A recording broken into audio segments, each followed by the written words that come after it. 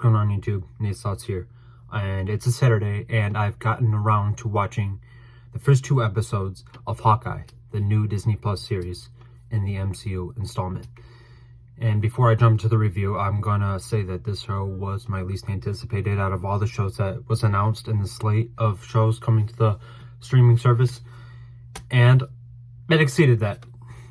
And I'm not kind of surprised because Jeremy Renner is a good actor. I like this film, Wind River, which is a fantastic film. It's on Netflix. I suggest anybody to watch it.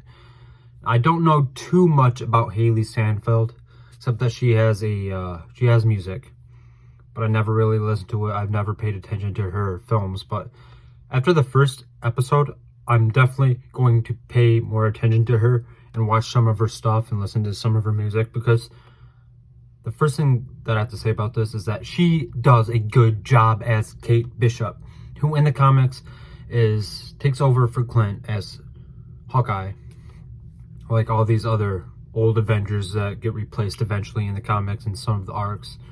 But Hailee does a fantastic job in this role, and you can definitely tell that she has a lot of fun in this show, just right off the bat in the first episode. So that's pretty cool. I like a show that has an actor or an actress that has a fantastic time, and you can see it on the screen as an audience member that they had a heck of a time, and it's cool. The next thing that I like about this is that Farrah Farmiga is in it, who is best known for her role in the Conjuring films, and she was also in King of the Monsters.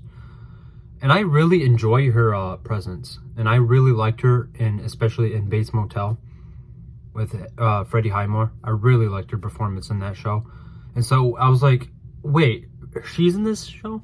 That's pretty cool, because she's a pretty good actress. I really enjoyed her stuff, and I didn't pay too much attention to the casting list of the show besides Jeremy Renner and Hailee Steinfeld, obviously, so I had no idea that she was in it, but she is a good actress, and she is a great addition to the show, so that was pretty good. And the little girl for Kate Bishop did a good job in the first episode, obviously, and I feel like that a lot of people overlook the little kid performances, like Macaulay Culkin in The Home Alone. Obviously, everybody knows him, but I really pay extra attention to the little kid actresses, especially from that one girl, I forgot her name, in Gifted with Chris Evans. She did phenomenal.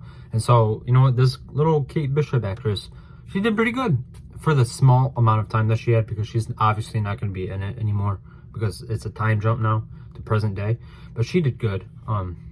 It's pretty cool. And I also like that, you know, one of the best parts about this episode, I'm going to get right into this, because it's like a short 45-minute, I believe, 43-minute episode.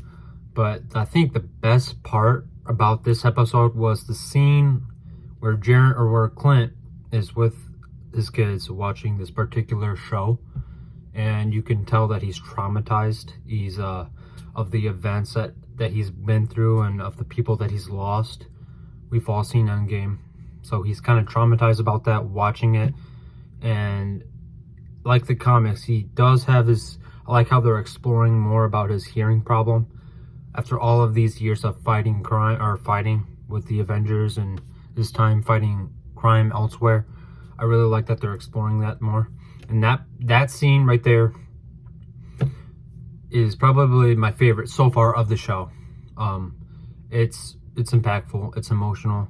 You can tell that he's going through a lot, even a long time after the events of Endgame and Infinity War, of him going through Ronin, which is explored in this. And I'm glad that they're doing that, because, you know, we got very little screen time of his alter ego Ronin in Endgame. And I was like, watching Endgame, I was like, they could explore that. I wish they would explore that more. And they're doing that here. And I really appreciate that about this show. I just, that scene with Jeremy watching this show with his kids, just looking at, like, you know, it's amazing. You know, I like acting like that, because I've seen it in other films and other shows where the character is traumatized about the events that they've been through in the past. And so that was probably my favorite part about this episode. I really enjoyed it. I do have like one issue, and it's not my major, because she's an actress. She's made it. And I can't really say anything. But I don't think they needed to recast Clint's daughter, the actress. I don't think they needed to do that. I thought she was fine in Endgame. She was perfect but then again, we barely got screen time with her, so it is what it is. I guess that's my only problem with this so far, is just the recasting decisions. They didn't need to do that, but maybe they did. I don't know. I just really enjoyed the pacing of this as well. You know, it's not too slow, but it's not too fast. It's just right, at the right medium. I really enjoy a good show like that. And yeah, we're exploring more about Hawkeye, and I feel like, you know what I also like about this is that it's finally recognizing Hawkeye in the MCU more so than any other thing that he's done before. I really like that because he is an underrated character, and he's pretty cool character. And I'm finally glad that they decided to do a show based off him before he retires eventually. And I don't know if that's going to happen in this show. None of us do, but it's really nice seeing Hawkeye get the recognition that he deserves. And yes, this show is kind of Christmassy, and it kind of reminded me of Iron Man 3, because that was a Christmas movie. You can't deny it. It was a Christmas movie. And despite the lack of story in Iron Man 3, and it's not the best MCU movie, it's not. I still enjoyed it. I even have it on DVD. I really enjoyed it. So having this Christmas aspect in Hawkeye kind of reminded me of Iron Man 3, and I had a lot of fun with Iron Man 3 despite it not being the best MCU movie. So I really like this about Hawkeye too, that it's more of a Christmas show, more of a Christmas spirit show than anything. And yeah, I enjoy Hailee Steinfeild as Kate Bishop, and I didn't really know what to expect beforehand watching this show, and I was surprised. She surprised me. She's a good actress, and so far that I've seen from the show, she's had fun. She's having fun, you can tell, and that's all that we can ask for from these actors and actresses, and to play these characters, is that they're having fun while doing it, giving their best, and it's cool. And she's got a sense of humor in this show too. Kate Bishop and Hailee Steinfeild does do that perfectly for the character, and I like it. It's pretty cool. So that's my review of the first episode, and I will do another review of the second episode soon, so stay tuned for that.